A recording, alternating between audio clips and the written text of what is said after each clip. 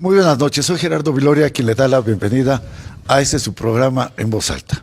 Hoy tenemos una distintiva y señalada presencia de uno de los politólogos más reconocidos, queridos, admirados, quien es el licenciado Cuauhtémoc García Ortega, un hombre que ha vivido la política, la conoce en forma verdaderamente extraordinaria a través de demasiadas experiencias, ha sido funcionario público, representante político, en fin, y hoy es el presidente del Grupo Político Estado de México, pero qué mejor que ustedes noten en su charla la capacidad de conocimiento histórico, sociológico, político de este gran mexiquense Cuauhtémoc García Ortega.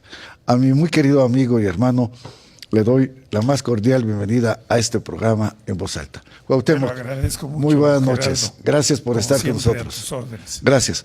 Y de igual manera, doy la cordial bienvenida y mi agradecimiento a mi muy querido amigo, el genio, don Rodolfo Camposeco, genio en informática, ¿sí?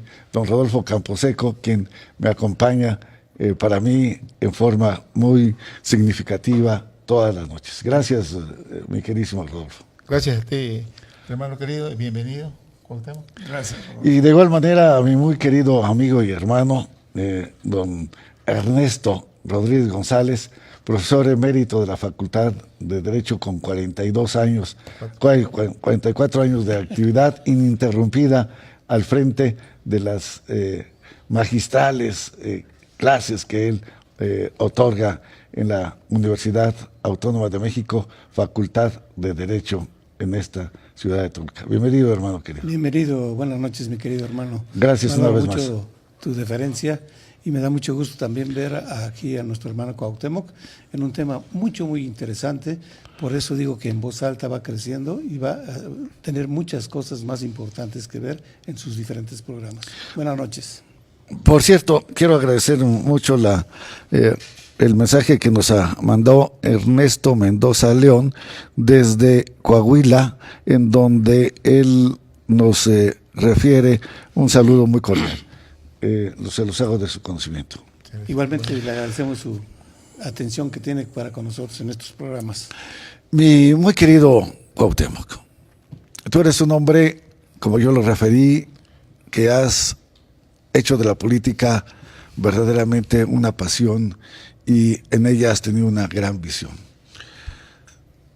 Dame, por favor, a nosotros y obviamente a nuestro auditorio, tu percepción, tu conocimiento del por qué en este momento, en el ámbito político, estamos verdaderamente tan mal, y fundamentalmente en nuestro país, en donde se nota una crispación de la sociedad mexicana y una riesgosa polarización de la misma. Con mucho gusto, Gerardo. Desde luego que es un tema que nos lleva a diferentes etapas. Particularmente existe una donde se observa un quiebre en la política, particularmente con la llegada de una expresión tecnocrática a dirigir el Estado mexicano. Y me refiero precisamente en la coyuntura del 82, donde arriba al poder público Miguel de la Madrid Hurtado.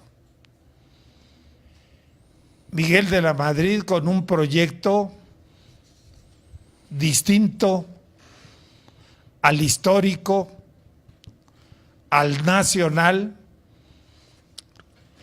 al que le daba sustento a las instituciones públicas y privadas,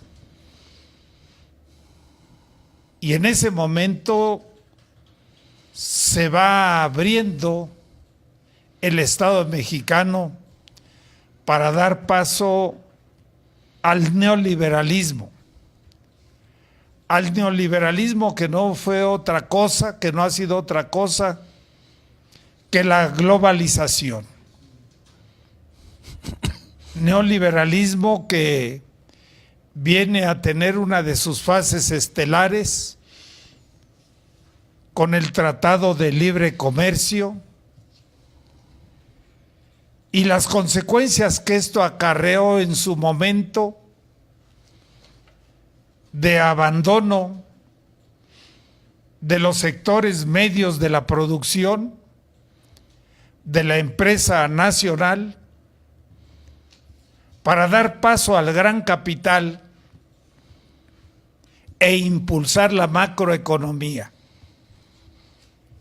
Este proyecto en el que creyó en su momento de la Madrid, posteriormente Salinas, Zedillo, Vicente Fox, Felipe Calderón y actualmente el presidente Enrique Peña Nieto, ha demostrado que no tiene las bondades que se nos ofertaron, porque los problemas sociales son muy graves, se han agudizado. Pero además de no haber cumplido en materia económica, resolver el tema de las necesidades de un pueblo donde continúa siendo el mayor número personas desempleadas, subempleadas, marginadas, muchos de ellos expensas a las prerrogativas sociales que ha impulsado el gobierno a través de políticas en ese sentido, que no han hecho otra cosa más que mantener viva la pobreza y las necesidades. Esa es una fase, la fase económica, que no ha funcionado desde el punto de vista social. Y la fase política, seguramente la más delicada. La tecnocracia no se preparó para dirigir el Estado mexicano. La tecnocracia no tiene oficio político, no tiene la sensibilidad del gobernante, no tiene el compromiso de un estadista con las nuevas generaciones. La tecnocracia busca la rentabilidad y es lo que hicieron en el país. Se desaparecieron las empresas del sector público, se privatizaron, surgieron nuevos ricos y ante este esquema la pobreza sigue ahí, creciendo. Señal de que falló la economía y de que los aprendices de política no han logrado aprender para establecer una actitud en compromiso con la gente, con el pueblo, y tener la capacidad de convencer al gran capital para que se la juegue con el pueblo, y no solamente que el gran capital se la juegue con el gran capital.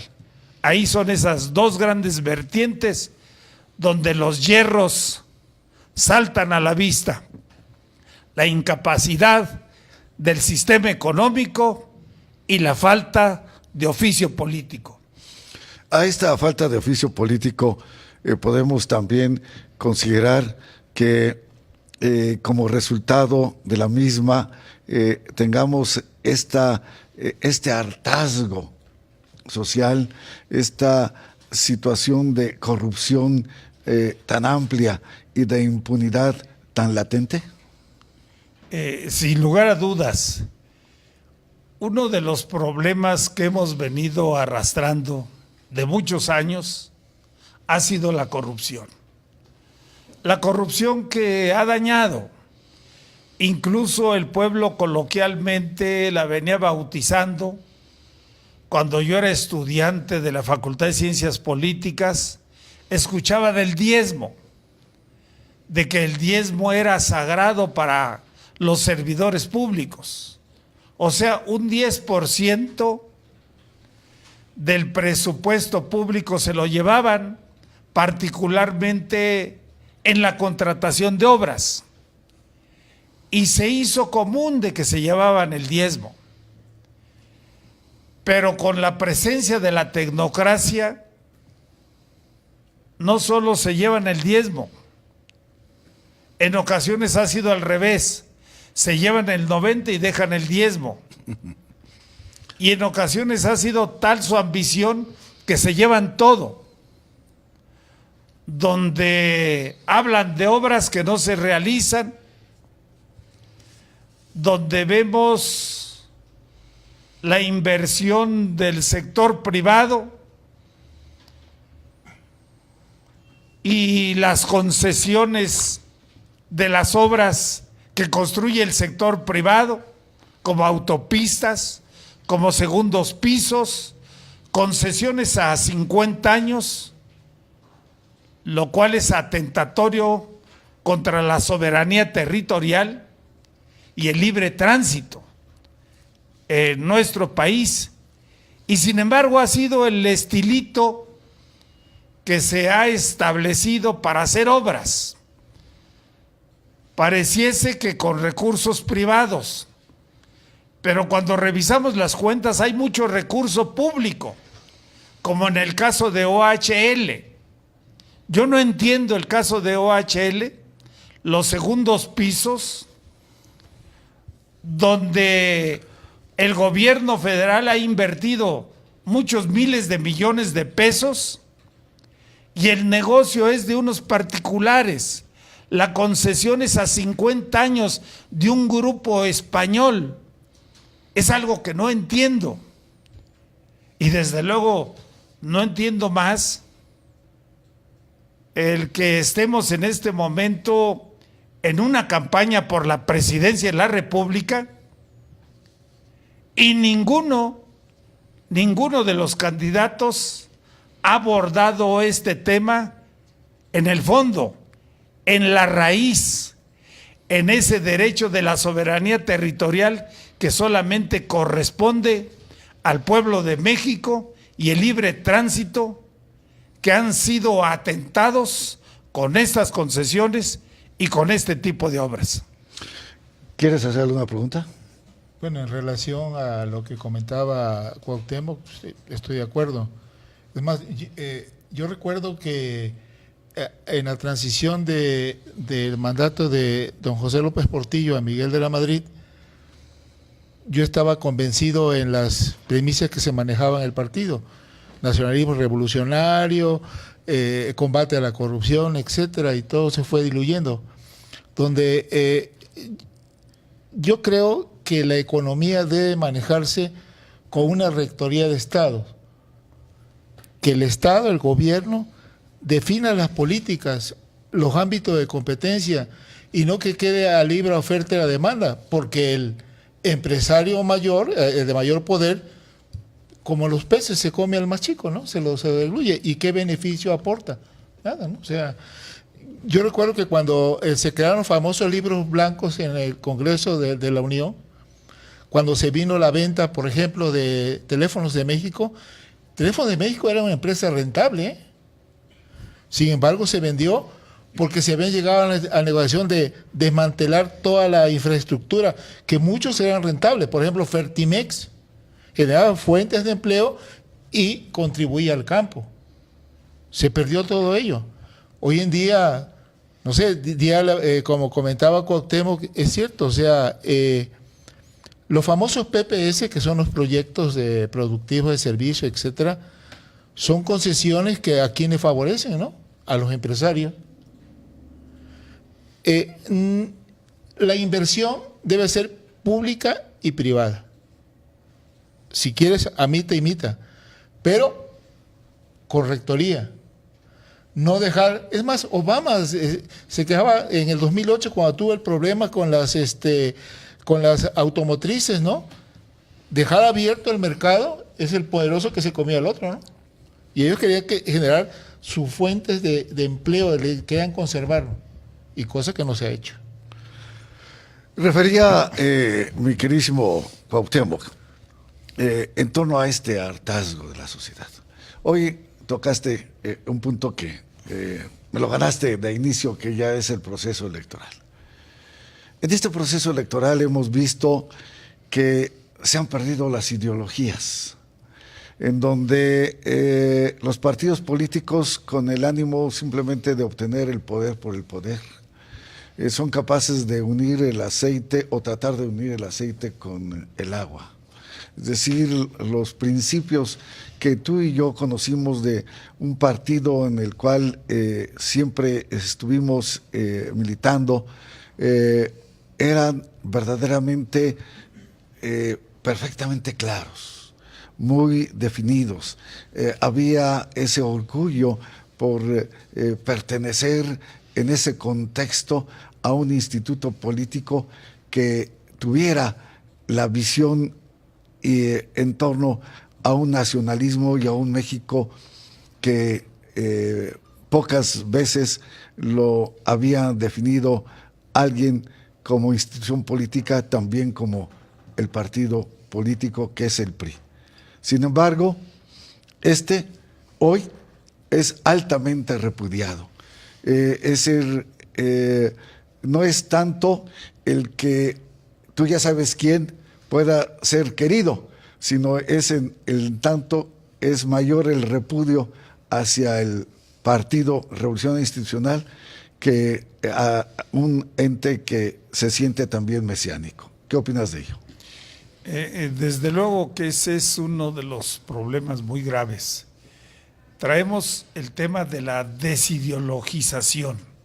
Sin lugar a dudas, un asunto que habla de unos niveles muy elementales de la política. En cualquier parte del mundo, la ideología es el medio que orienta las posturas y define a los actores y a las corrientes políticas. La ideología del PRI solamente la encontramos en sus documentos básicos y en la práctica quienes lo dirigen no la conocen, y si la han leído como parte de la historia o de algo de literatura, no la entienden, porque no va con sus prácticas, no va con sus intereses.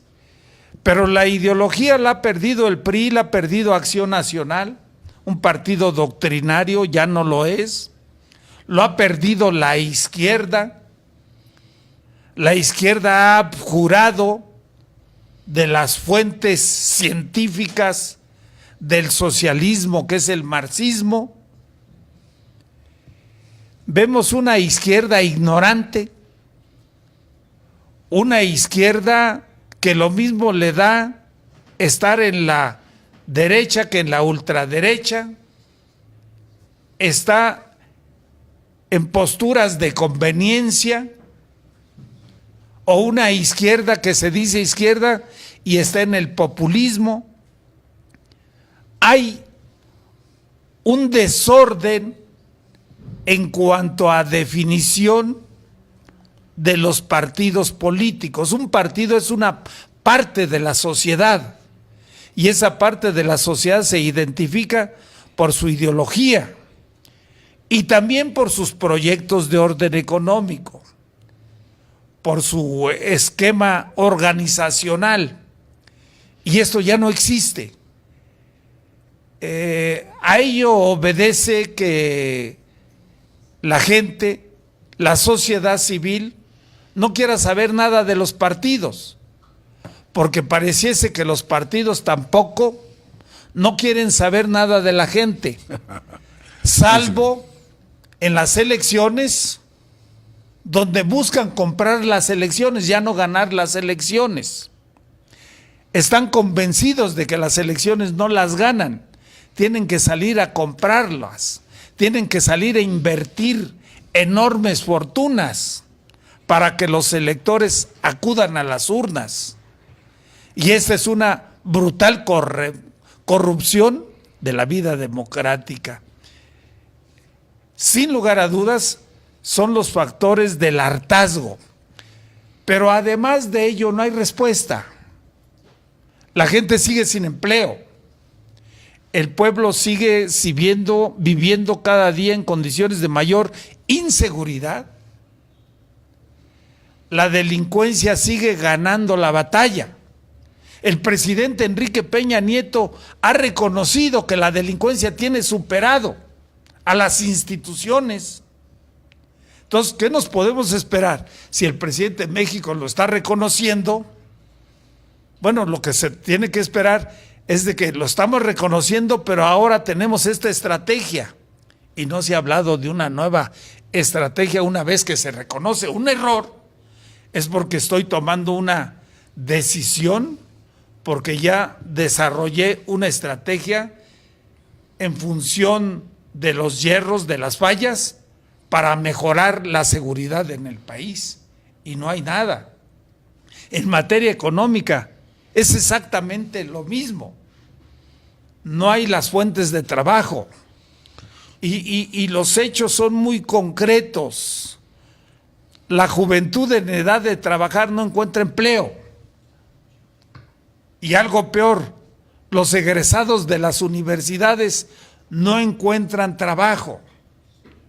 Los vemos manejando un Uber, los vemos de taxistas, los vemos en los tianguis.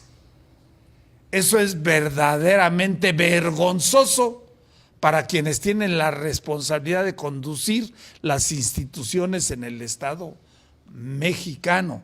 Están fallando y quieren así ganar una elección. Pues por supuesto que no se va a ganar así una elección.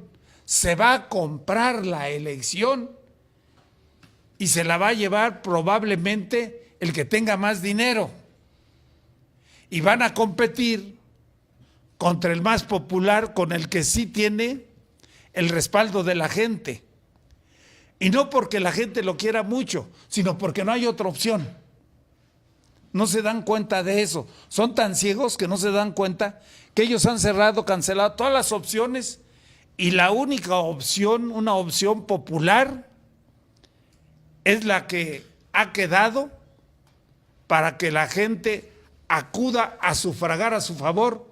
Y a eso obedece que las encuestas en este momento para Andrés Manuel López Obrador están en un 48%. No porque sea muy bueno, lo hemos visto, no lo es. Pero es el único que la gente percibe como la oposición de verdad. ¿Qué opinas, querido hermano? Sí, me ha parecido muy interesante precisamente esta polarización. Es una polarización de la sociedad mexicana, pero la polarización actual, porque son etapas que han pasado. Si nosotros recordamos y vemos que en realidad la sociedad es cambiante y es muy difícil de entender cómo va cambiando la sociedad, porque no cambia de una manera brusca, sino es evolutiva y es muy lenta el cambio de la sociedad. Por eso coincido con mi querido hermano Gerardo, en donde la sociedad está harta, ya no quiere saber nada ni de política, ni de sociedad, nada. Lo que quieren es resolver sus problemas.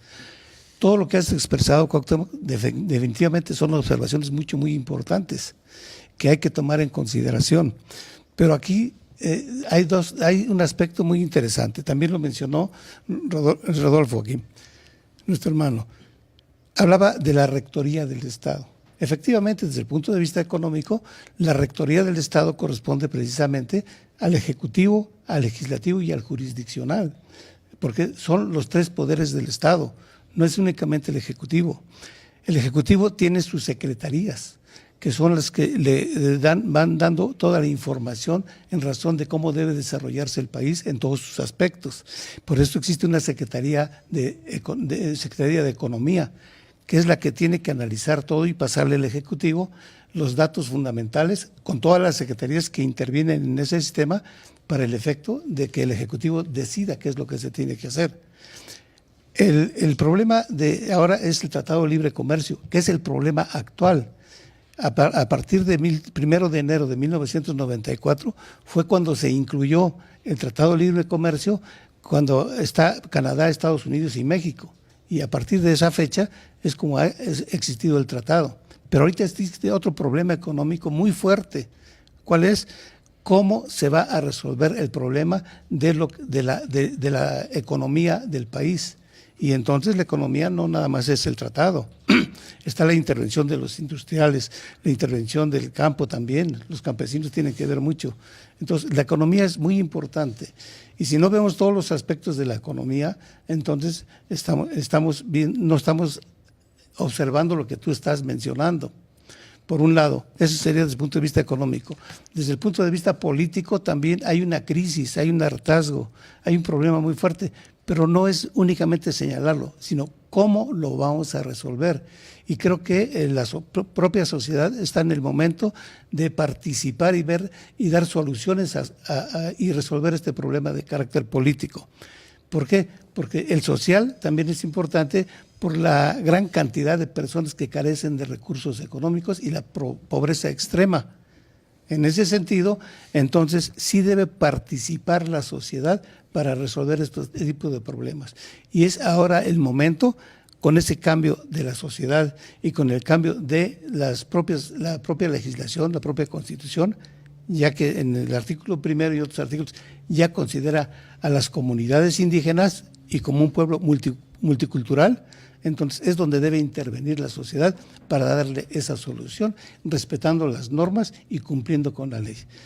Señalaron un aspecto muy importante, las obras que tú dices en donde se están realizando, y esas obras que se están realizando o no se terminan o se pagan con dinero exageradamente del costo posible de esas obras. Entonces ahí debe de existir una denuncia, y esa denuncia por parte de la ciudadanía, seguir el tratamiento para que se resuelva desde el punto de vista jurídico.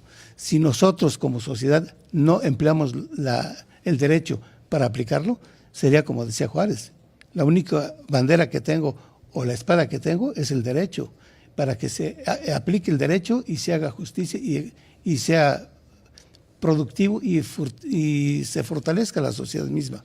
Este es mi punto de vista.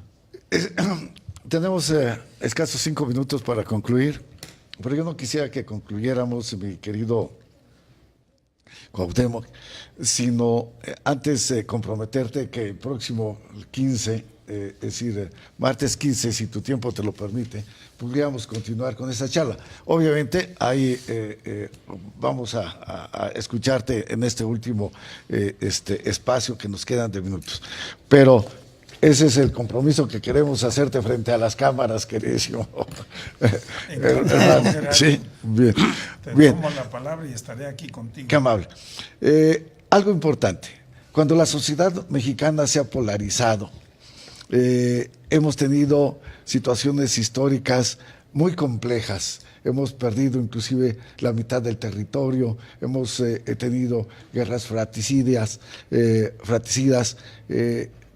que este es un amplio y alto riesgo hoy, cuando los candidatos, en lugar de ser mesurados, de presentar ideas, de presentar propuestas, de presentar situaciones de respuestas a las necesidades de la población, hoy es el insulto, es la denostación, es inclusive la confrontación, que ni siquiera el INE, Instituto Nacional Electoral, ha considerado como no relevante.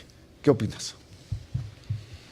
Desde luego que el nivel de campaña que se está desarrollando en el país está girando en torno a Andrés Manuel López Obrador. Si ustedes observan a Ricardo Anaya, el 80% de sus comentarios van contra Andrés Manuel López Obrador. Si ustedes vieron el programa de José Antonio Meade, todos sus comentarios los fue enfocando hacia Andrés Manuel López Obrador. Si observan ustedes a Margarita Zavala y al Bronco, todo va hacia Andrés Manuel López Obrador. No se dan cuenta que ya no se va a repetir el 2006. En el 2006 sí les funcionó, un peligro para México. Ahora no han querido ver que esos ataques lo elevan. Así es. Lo han estado elevando muchísimo a Andrés Manuel López Obrador. Si alguien tiene la culpa, son ellos, porque lo tienen en mente, lo tienen en el debate, lo tienen en el comentario, lo tienen en la entrevista banquetera, lo tienen en todas partes. Se ve el nerviosismo porque no pueden crecer y no lo han podido bajar. Y no se dan cuenta que esa estrategia no funciona. México necesita propuestas. México necesita propuestas de qué van a hacer y cómo lo van a hacer para resolver el tema de la inseguridad, de la delincuencia organizada. Ya el presidente Peña dijo, estamos rebasados. Bueno, pues, ¿qué vamos a hacer? ¿Qué vamos a proponer los candidatos? Ninguno ha hecho una propuesta seria. El tema del aeropuerto, que es el centro de un debate económico, de intereses económicos, pues solamente se está dirimiendo por los contratistas, entre ellos Carlos Slim, que tienen intereses puestos ahí porque son cientos de miles de millones de pesos lo que representa, pero ninguno ha dicho el impacto que va a causar ese aeropuerto en la ciudad capital, que no tiene las vialidades para poder recibir un comercio y un tráfico vehicular y de todo tipo de automotores hacia la Ciudad de México, que está totalmente saturada, y el propio Estado de México. O sea, ven el proyecto aislado de la capital y del Valle de México. Sin lugar a dudas, ese es un problema muy grave, y los candidatos pareciese que están muy lejos de la realidad que necesita México ser atendida. Pues, Cuauhtémoc, muchísimas gracias. Esta charla la continuaremos y lo refiero hacia nuestros muy queridos pues seguidores, con Cuauhtémoc García el próximo martes 15, si me lo permites. Encantado, ¿sí? Y muchas gracias de verdad por esta oportunidad de estar con nosotros esta noche. Gracias, Cuauhtémoc. Y una vez más, mi queridísimo Ernesto, gracias por estar con nosotros. Igualmente. Gracias, mi queridísimo Rodolfo. Y igualmente, a ustedes, su amigo Gerardo Viloria, les agradece mucho el haber estado con nosotros esta noche en su programa En Voz Alta. Que tengan la mejor de las noches y, por lo tanto, el mejor de los descansos. Mil gracias. Buenas noches. Buenas noches. Bueno.